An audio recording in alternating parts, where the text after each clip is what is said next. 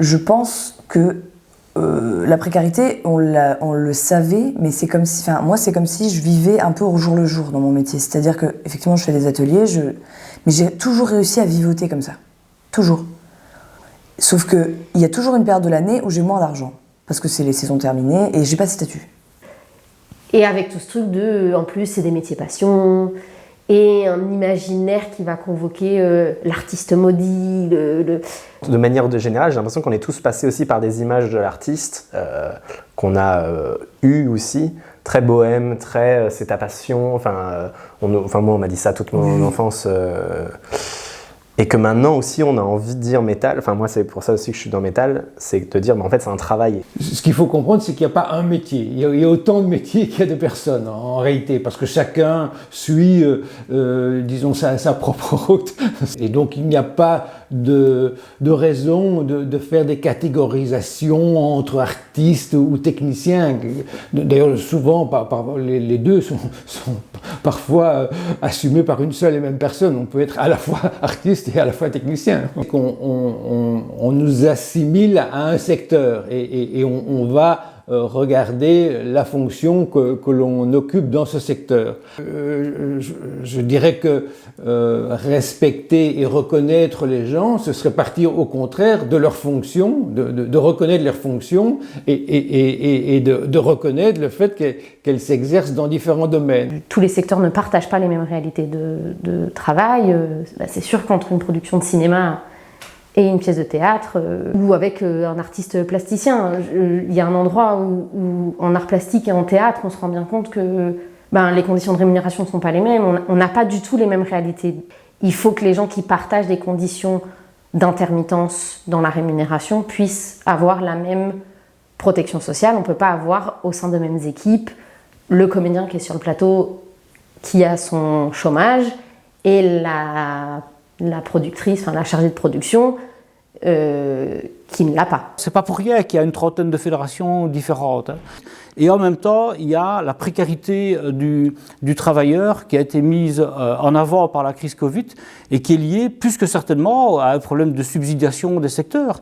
C'est de se dire qu'effectivement, on veut davantage de subsidiation, mais on veut aussi que cette subsidiation, ce subventionnement soit conditionné à la création de bons emplois et qu'il n'y ait plus une exclusivité, une quasi-exclusivité pour subventionner des institutions qui ont déjà pignon sur rue, et qui ne génèrent pas nécessairement de l'emploi supplémentaire. Aujourd'hui, il y a une commission artiste qui existe pour obtenir soit la carte artiste pour pouvoir faire des RPI, qui sont donc pas des rémunérations et qui sont des défraiements en échange d'une prestation artistique occasionnelle, soit le visa artiste qui permet de faire des contrats in bis, qui en fait va permettre à toute une série de personnes qui ne peuvent pas être liées via un contrat de travail parce que le lien de subordination n'est pas présent, de pouvoir assujettir une partie de leur montant facturé. Et moi, le truc qu'on m'a proposé là, c'était pas un RPI, c'était un défraiement bénévole. C'est quand même un conservatoire qui me propose ça.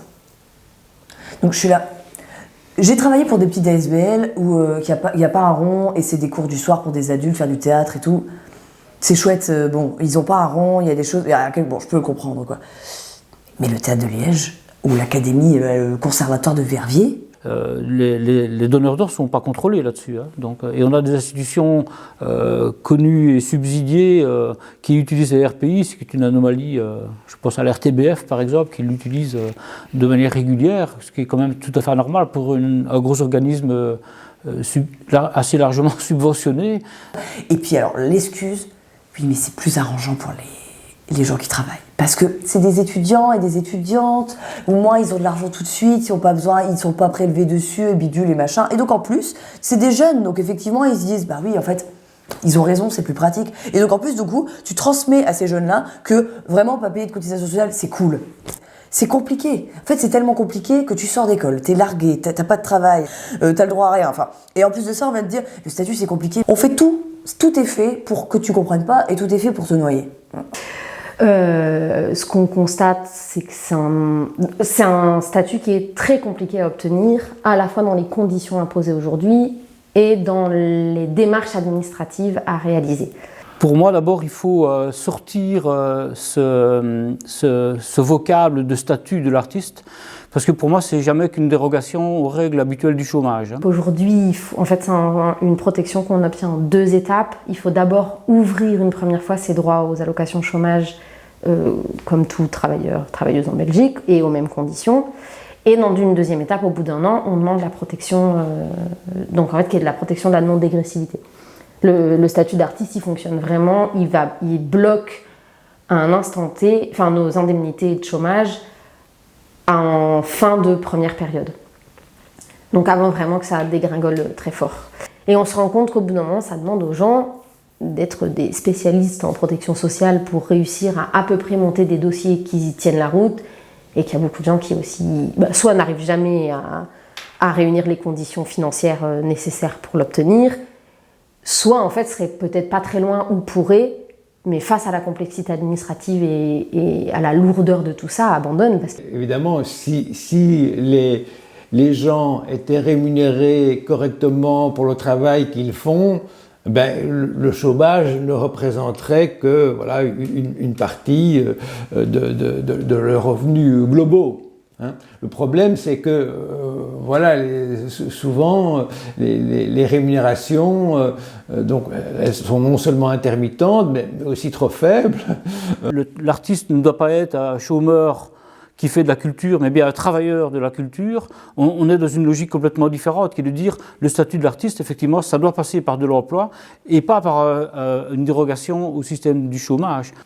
Il faut une protection sociale très solide, très facilement accessible, très facilement renouvelable, qui va permettre aussi aux travailleurs et aux travailleuses de se soustraire de toute une série de conditions de travail qui sont illégitimes, parfois illégales.